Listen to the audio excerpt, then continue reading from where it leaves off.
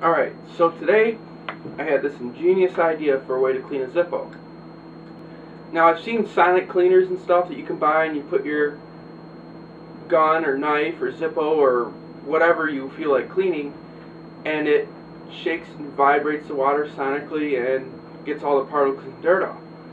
Well, I don't have one of those, but I do have a subwoofer.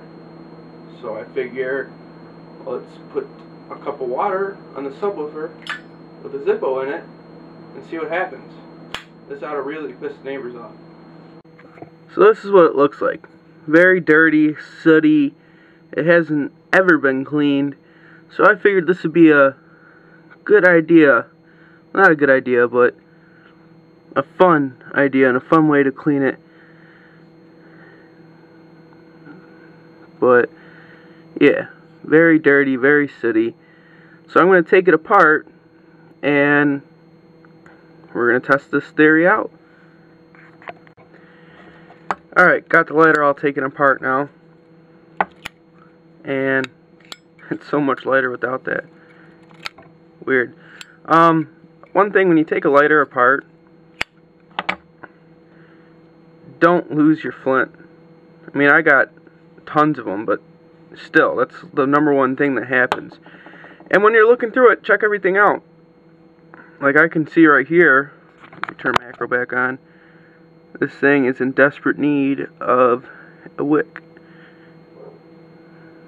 You can see how it's falling apart. And it's real short because I've done the little trick where you just pull it up. So it's getting too short. So I'm going to throw a new wick in.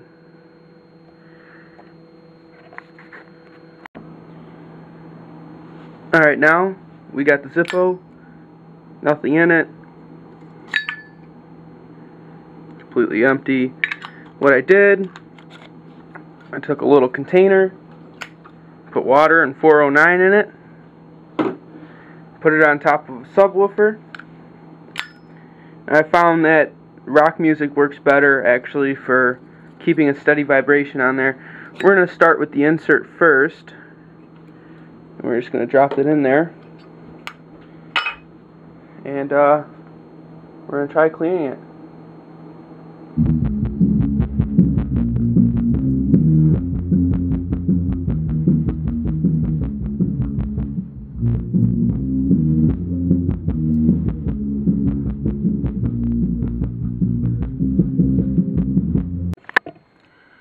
Alright, now we're done with the insert, and inside's pretty clean. The outside came out very nice. I mean, it's not going to get rid of scratches or anything, but it's nice and shiny now. A little disappointing on the inside and around here a little bit, but I only ran it for 6 minutes. So that was 2 songs.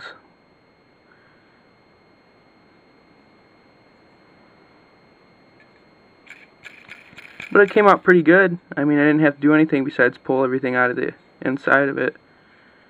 So, alright, now that we cleaned our insert, we're going to switch over to our case. So, turn a song on.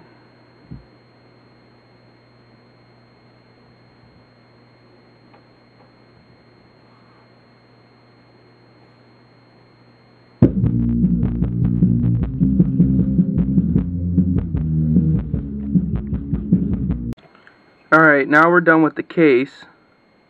And it came out pretty good. I ran this for 10 minutes. And came out much better than the insert did. Outside is nice and shiny now. Besides the fingerprints. So, seemed like it worked pretty good. And I'm sure if you did it more often than once every, 6 years, it would do you some good. So, alright, well, after we're done, I don't know how well you're going to be able to see this, but it cleaned out a pretty decent amount of soot. The song that worked best for me was AC/DC Hell's Bells.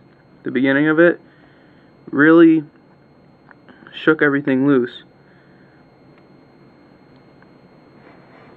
So, I don't know how well you're going to be able to see that, but got quite a bit out of there. It worked pretty decent. I'm sure the sonic cleaners work much better, but it was kind of fun to do. You know, crank up the radio, crank up the bass, and watch this thing vibrate all around. And got quite a bit of dirt off. I'm sure if I left it on there for a lot longer, it would have been fine. But one, I don't know how long you can have the subwoofer at max like that. And two, I don't want the cops showing up at my door because it just pissed my neighbors off big time. I'm sure they're a little pissed off because I did it for about 16 minutes and we got it pretty clean. I'm sure if you did, you know, each one for 30 minutes, it'd probably get it clean. You know, so it's a good substitute, I think, for one of those sonic cleansers. And if you're having a party going on, when you got the radio on the whole time, throw a Zippo or a couple into a container and just let it vibrate away all night long. Or if you drive a car that has subwoofers, put it in a little closed container, throw it there with the subwoofers, you know. I don't know. But it's an easy way to clean, cheap if you already have the equipment, and you just rock away. Thanks for watching.